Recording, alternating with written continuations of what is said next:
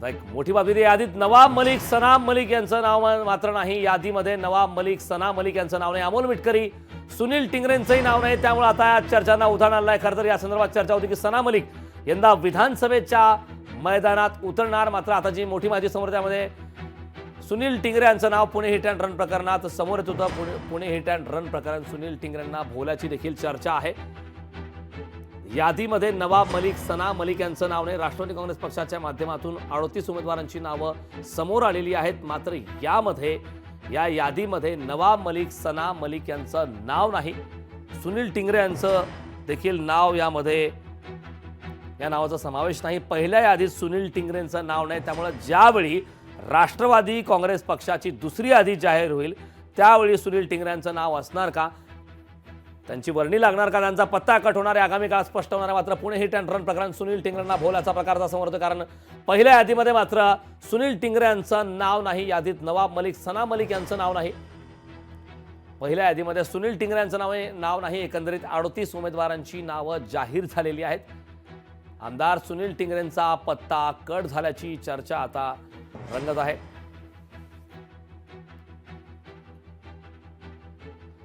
या संदर्भात ताजे आणि सविस्तर अपडेट देण्यासाठी आपले प्रतिनिधी अमोल धर्माधिकारी आपल्या सोबत जोडलेले आहेत। अमोल, खरं तर सुलभा खोडके यांचा पक्षप्रवेश होता। सुनील तटकरे यांनी पहिली यादी जाहीर केली आहे। 38 जणांची नाव आहेत। मात्र सुनील टिंगरे, विद्यमान आमदार सुनील टिंगरे यांचं मात्र नाव नाही। पुणे हिट अँड रन प्रकरण सुनील टिंगरेंना भोवल्याची चर्चा रंगते। काय सांगशील याबद्दल सविस्तर? नक्कीच, खरं तर या वडगाव शिरीच्या जागेबाबत अद्यापही सस्पेन्स आहे, तो कायम आहे। विद्यमान आमदार असूनही पहिल्या यादीमध्ये सुनील टिंगरे यांना संधी मिळालेली नाही। आणि आपण पाहिलं की पुण्यात जे पोर्शे कार अपघात प्रकरण झालेलं होतं त्यामध्ये सुनील टिंगरे हे कुठेतरी अडचणीत आलेले होते आणि त्यामुळेच त्यांच्या उमेदवारीला खरं तर विरोध होताना पाहायला मिळत होता। दुसरीकडे भाजपकडून वडगाव शिरी जागेवरती सातत्याने दावा ठोकला जात आहे। तिथं जगदीश मुळीक हे सुद्धा तीव्र इच्छुक आहेत। कालही त्यांनी देवेंद्र फडणवीस यांची भेट घेतलेली होती आणि त्यानंतर पुन्हा एकदा त्यांनी दावा आहे तो कायम ठेवलेला आहे। आणि त्यामुळे आज अजित पवारांनी 38 जणांची यादी जाहीर केल्यानंतर मात्र वडगाव शिरीमध्ये सुनील टिंगरे यांच्या उमेदवारीची घोषणा यामध्ये करण्यात आलेली नाही। आणि त्यामुळे ही जागा खरंच अदलाबदल होतीये का हे सुद्धा पाहणं महत्वाचं असणार आहे। ही जागा अजित पवारांच्या वाट्यातून जाऊन ती भाजपकडे जाणार का हे सुद्धा पाहणं महत्वाचं असेल। पण सुनील टिंगरे यांना एक हा मोठा धक्का असणार आहे जर अजित पवारांनी या जागेवर अदलाबदल केली तर। मात्र सध्या तरी सुनील टिंगरे यांच्याकडून मलाच उमेदवारी मिळेल अशा पद्धतीची प्रतिक्रिया आहे ती त्यांच्याकडून देण्यात येते। पण दुसऱ्या यादीत तरी सुनील टिंगरे यांचं नाव असणार का हे सुद्धा पाहणं महत्वाचं आहे। पण पहिल्या यादीत तरी मात्र सुनील टिंगरे यांचं नाव नाही आहे। त्यामुळे साहजिक आहे की या जागेवर नेमकं काय होणार, ही जागा भाजपकडे जाणार का हे सुद्धा पाहणं महत्वाचं आहे। नक्कीच अमोल, या संदर्भात काय घडामोडी घडतात, दुसरी यादी ज्यावेळी राष्ट्रवादी पक्षाची जाहीर होईल त्यावेळी सुनील टिंगरेंचा पत्ता कट होणार की त्यांची वर्णी लागणार हे पाहावं लागणार आहे। खूप खूप धन्यवाद या सविस्तर अशा माहितीबद्दल। तर या संदर्भात ताजे अपडेट देण्यासाठी आपले प्रतिनिधी चेतन ननावरे आपल्यासोबत जोडलेले आहेत। चेतन, खरं तर राष्ट्रवादी काँग्रेस पक्षाची यादी जाहीर झाली, पहिली यादी जाहीर झाली। मात्र यादी जाहीर होण्याच्या खूप पूर्वीपासूनच सनाम मलिक यांचं नाव वारंवार चर्चेमध्ये होतं। मात्र पहिल्या यादीमध्ये तरी सनाम मलिक किंवा नवाब मलिक यांच्या नावाचा कुठलाही उल्लेख नाही। काय सांगशील याबद्दल सविस्तर? निश्चितच, कारण नवाब मलिक यांच्या समावेशाबाबतच एकंदरीतच महायुतीमध्ये सुरुवातीपासून भाजपने कडक पवित्रा घेतला होता आणि त्यांच्या समावेशाला विरोध केलेला होता। याआधी उपमुख्यमंत्री देवेंद्र फडणवीस यांनी थेट पत्र लिहित अजित पवार यांना दाऊदशी संबंधित कुठल्याही व्यक्तीचा समावेश महायुतीमध्ये नसावा असा उल्लेख केलेला होता। आणि त्यानंतरच सातत्याने नवाब मलिक राष्ट्रवादी सोबत आहेत की नाहीत या संदर्भातील साशंकता आपण समोर पाहिलेली आहे। आणि आता थेट पहिल्या यादीमध्ये नवाब मलिक यांच्या अणुशक्ती नगर या मतदारसंघातून कुणाचाही नावाचा उल्लेख आणि समावेश दिसून येत नाहीये। तुर्तास तरी नवाब मलिक हे स्वतः मानखुर्द गोवंडी या ठिकाणी अबू आझमीन विरोधात लढण्यास इच्छुक आहेत। या उलट त्यांची मुलगी सना मलिक यांना त्यांच्या आत्ता जी जागा आहे अणुशक्ती नगरची या ठिकाणून लढवण्यास तयार आहेत। मात्र या दोघाही नावांचा अद्याप राष्ट्रवादीच्या पहिल्या यादीमध्ये समावेश दिसून येत नाहीये। त्यामुळे सना मलिक यांना अणुशक्ती नगर येथून राष्ट्रवादीमधून अजित पवार उमेदवारी देणार का आणि नवाब मलिक यांना पुन्हा एकदा समाविष्ट करताना गोवंडीची जागा सोडणार का हे पाहणं महत्वाचं असेल। आणि सर्वात महत्वाची बाब म्हणजे नवाब मलिक यांच्या समावेशाबाबत आता भाजप आपली भूमिका पुन्हा एकदा काय स्पष्ट करते हे पाहणं महत्वाचं असेल। कारण याआधी आपण पाहिलं असेल महाविकास आघाडीने विशेषतः शरदचंद्र पवार गट असेल किंवा ठाकरे गट असेल या दोघांनीही भाजपची याच मुद्द्यावर कोंडी केलेली होती। त्यामुळे आता दुसऱ्या यादीमध्ये नवाब मलिक यांच्या नावाचा समावेश असेल की त्यांना पुन्हा एकदा बगल दिली जाईल हे पाहणं महत्वाचं असेल. करण चेतन, यामध्ये एक महत्त्वाचा मुद्दा आहे. भाजपच्या माध्यमातून विशेष करून महायुतीमध्ये वारंवार नवाब मलिक यांच्या भूमिकेबद्दल कुठल्या प्रकारची स्पष्टता देण्यात आली नव्हती. नवाब मलिक यांना विरोध आहे अशा देखील चर्चा सुरू होत्या. मात्र सना मलिक यांचं नाव पुढे येत होतं. सना मलिक आणि नवाब मलिक यांना एबी फॉर्म आधीच पाठवण्यात आल्याचं देखील सांगण्यात येत होतं. यावरती काय प्रतिक्रिया? निश्चितच अद्यापही तीच चर्चा सुरू आहे की नवाब मलिक यांनी राष्ट्रवादी काँग्रेस अजित पवार गटाकडून एबी फॉर्म घेतलेला आहे, मात्र त्याला कुठलाही अधिकृत दुजोरा अद्याप अजित पवार किंवा त्यांच्या कुठल्याही प्रवक्त्याकडून देण्यात आलेला नाहीये. या उलट मलिक कुटुंबाकडूनही या संदर्भात कुठलाही खुलासा केलेला नाहीये. मात्र तुर्तास तरी नवाब मलिक जे अणुशक्ती नगरचे विद्यमान आमदार आहेत त्यांच्या ठिकाणाहून आता त्यांची मुलगी सना मलिक ही निवडणुकीची तयारी करताना पाहायला मिळते. या उलट नवाब मलिक आता अबू आझमीन विरोधात कुठेतरी गोवंडी मतदारसंघातून दंड झोपताना पाहायला मिळतात. मुस्लिम बहुल मतदारसंघ असल्यामुळे या ठिकाणी नवाब मलिक यांच्या आशा पल्लवीत आहेत आणि महायुतीकडून सध्या तरी त्या ठिकाणी कुठलाही सक्षम उमेदवार नाहीये. त्यामुळे अजित पवार गटाकडून सध्या मुंबईतील या 2 जागांवरती उमेदवारीची चर्चा सुरू आहे. मात्र पहिल्या यादीमध्ये अणुशक्ती नगर आणि गोवंडी या दोन्ही जागांचा समावेश दिसून येत नाहीये. त्यामुळे आता अजित पवार सावध पवित्रा घेताना कुठेतरी सना मलिक यांना अणुशक्ती नगर या ठिकाणी उमेदवारी देताना नवाब मलिक यांना कुठेतरी मैत्रीपूर्ण लढतीच्या माध्यमातून अपक्ष उभं करणार की राष्ट्रवादीच्या घड्याळ चिन्हावर नवाब मलिक उभे राहणार हे पाहणं महत्वाचं असेल. आणि एकूणच याच मुद्द्यावरती कुठेतरी पुन्हा एकदा मुंबईत महायुतीमध्ये ठिणगी पडताना पाहायला मिळू शकते. करण नक्कीच चेतन, खूप खूप धन्यवाद या सविस्तर अशा माहितीबद्दल. तर राष्ट्रवादीची उमेदवारी यादी आता अखेर जाहीर झाल्या. यादीत नवाब मलिक, सना मलिक यांचं नाव मात्र नाही.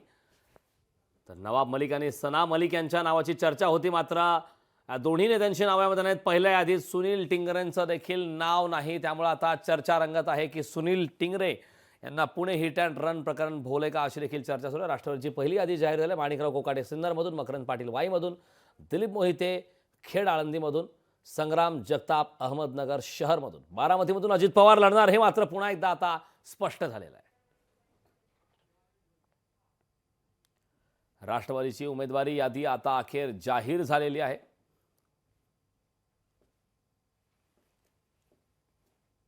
तर बारामतीमधून अजित पवार हेच लढणार हे स्पष्ट झालेलं आहे. अखेर आपल्यासोबत राष्ट्रवादीचे प्रवक्ते सूरज चव्हाण जोडलेले आहेत. सूरज चव्हाण यांच्याकडे जाणार आहे. सूरजजी, लोकशाही मराठीमध्ये आपलं स्वागत आहे. राष्ट्रवादी काँग्रेस पक्षाची पहिली यादी आज जाहीर झाली आहे, ज्यामध्ये 38 उमेदवारांची नावं आहेत. यामध्ये काही महत्त्वाची नावं आहेत, त्यांच्या देखील नावाची चर्चा होते की त्यांचा या यादीमध्ये समावेश नाही. सना मलिक आहेत, नवाब मलिक आहेत, त्या व्यतिरिक्त सुनील टिंगरे. या 38 उमेदवारांची यादी जाहीर झाली. आपली काय पहिली प्रतिक्रिया यावरती? नुकतीच पहिली यादी या ठिकाणी जाहीर झालेल्या आहे. ज्या दुसरी यादी लवकरात लवकर पक्षाकडनं ती जाहीर करण्यात येईल. असं एखाद्याचं नाव नसेल ह्याचा अर्थ असा नाही की त्या यादीमध्ये नाव नाहीये. त्याच्यावरती चर्चा चालू आहेत. आणि मुंबईमधली यादी अजून एकही उमेदवाराची आमच्या पक्षाकडनं जाहीर केलेली नाही. मुंबईसह महाराष्ट्राची यादी ही दुसरी लवकरात लवकर पक्षाकडनं जाहीर करण्यात येईल. नक्कीच सूरजजी, एक महत्त्वाचा मुद्दा आहे. आता ज्या प्रकारचा नवाब मलिक यांच्या नावाला विरोध सुरू होता महायुतीमध्ये, आपल्यासोबत विद्याताई चव्हाण देखील जोडलेल्या आहेत. ताई, लोकशाही मराठीमध्ये आपलं स्वागत आहे. राष्ट्रवादी काँग्रेस पक्षाची पहिली यादी आज जाहीर झाली आहे, ज्यामध्ये 38 उमेदवारांची नावं आहेत. मात्र यामध्ये नवाब मलिक, सना मलिक यांचं नाव नाही.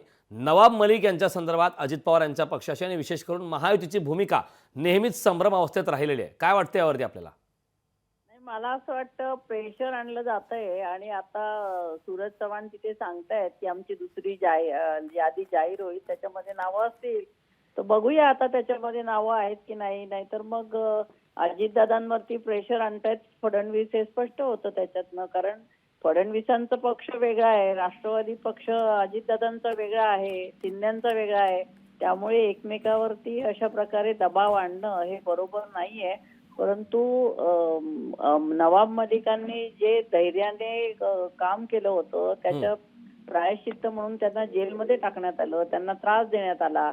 आणि आता त्यांना तो त्रास म्हणजे आता त्यांच्या विभागामध्ये त्यांना जर तिकीटही मिळत नसेल तर निश्चितच त्याची जबाबदारी संपूर्णतः अजितदादांची आहे. आणि त्या नवाब मलिकांना तिकीट देण्याची आणि त्यांचा पक्षाचा तो अंतर्गत प्रश्न आहे. परंतु त्यांनी दबाव कितपत सहन करायचा हे त्यांनी ठरवायचं. नक्कीच मी सूरजजी चव्हाण यांच्याकडे जाणार आहे. सूरजजी, विद्यार्थी यांचं म्हणणं असं आहे की अजित पवार यांच्यावरती त्यांना प्रेशराईज केलं जाते. देवेंद्र फडणवीस यांच्या माध्यमातून असं थेट त्यांनी नाव घेतलंय. काय यावरती सांगाल आपण? कसलाही दबाव राष्ट्रवादी काँग्रेस पक्ष आणि राष्ट्रवादीच्या नेत्यावरती नाही. महायुतीमध्ये समन्वयाने सगळे प्रश्न सोडवले जात आहेत आणि सुटलेले आहेत. फक्त आमची औपचारिक यादी जाहीर करायची बाकी राहिलेली आहे. दुसरी ते आज किंवा उद्यापर्यंत ते सुद्धा जाहीर होतील. परंतु महाविकास आघाडीमध्ये अजून एवढी हिंमत नाही की आपल्या पक्षाची पहिली यादी ते जाहीर करू शकत नाहीत. मग त्यांच्यावरती कुठला दबाव आहे का की ज्या पद्धतीनं नाना पटोलेजीला आज काँग्रेसच्या समन्वयामधून हलवलं जातंय, संजय राऊत साहेबांचं नाना पटोलेचं सगळ्या माध्यमामध्ये काय चालू आहे ते किंवा महाविकास आघाडीचं काय चालू आहे तो महाराष्ट्र बघतोय. परंतु आपलं ठेवायचं झाकून दुसऱ्याचं पाहायचं वाकून हे महाविकास आघाडीच्या नेत्यांनी बंद करावं. आम्ही कुठल्या दबावाला बळी पडणारी लोक नाहीत आणि अजितदादा एखाद्या व्यक्तीला सोबत घेतले किंवा अजितदादाच्या सोबत असलेल्या व्यक्तीवर अन्याय कधी होऊ देणार नाहीत. हा अजितदादांचा आतापर्यंतचा इतिहास आहे. अजितदादाचा कुठल्याही नेत्यावरती अन्याय होऊ देणार नाहीत हा आम्हाला विश्वास आहे. नक्कीच मी पुन्हा एकदा विद्यार्थी यांच्याकडे जाणार आहे. ताई, सूरजजी चव्हाण यांचं असं म्हणणं आहे, महत्त्वाचा मुद्दा त्यांनी मेन्शन केला की आतापर्यंत खरं तर भाजपने पहिली यादी जाहीर केली, त्यानंतर शिवसेनेने केली, आज राष्ट्रवादी पक्षाने केली. मात्र अद्यापही महाविकास आघाडीमध्ये तिढा पाहायला मिळतोय. त्यांच्या माध्यमातून महाविकास आघाडीच्या माध्यमातून कुठल्याही प्रकारची यादी आतापर्यंत जाहीर करण्यात आलेली नाही असं त्यांचं म्हणणं आहे. नाही, आमचा तिढा वगैरे काही नाहीये. समन्वय खूप चांगला आहे. काँग्रेस, आमच्याकडचा जो काँग्रेस हा पक्ष आहे त्याला दिल्ली पर्यंत जाऊन त्यांच्या वरिष्ठ नेत्यांची बोलणी करायला लागते आणि त्या सगळ्या बोलणी आटोपल्या झाल्यानंतर तिघांनी एकत्र मिळून मला असं वाटतं आज महाविकास आघाडीची यादी जाहीर होणार आहे आणि तिघांमध्ये समन्वय असल्यामुळे ते एकत्रितपणे करतायत. एकाने आधी केली, दुसऱ्याने नंतर केली, तिसऱ्याने नंतर केली असं काही नाहीये त्याच्यामध्ये. आणि त्याच्यामध्ये कोणतंही भाजपचं जसं यांच्यावरती प्रेशर आहे तसं आमच्यावर कोणाचंही प्रेशर नाहीये. आम्ही एकमेकांशी समन्वय साधून यादी जाहीर करणार आहोत. नक्कीच. विद्याताई चव्हाण आणि सूरज चव्हाण, आपण लोकशाही मराठीशी संवाद साधला त्याबद्दल खूप खूप धन्यवाद. लोकशाही मराठी ऐका, पहा, जागरूक रहा.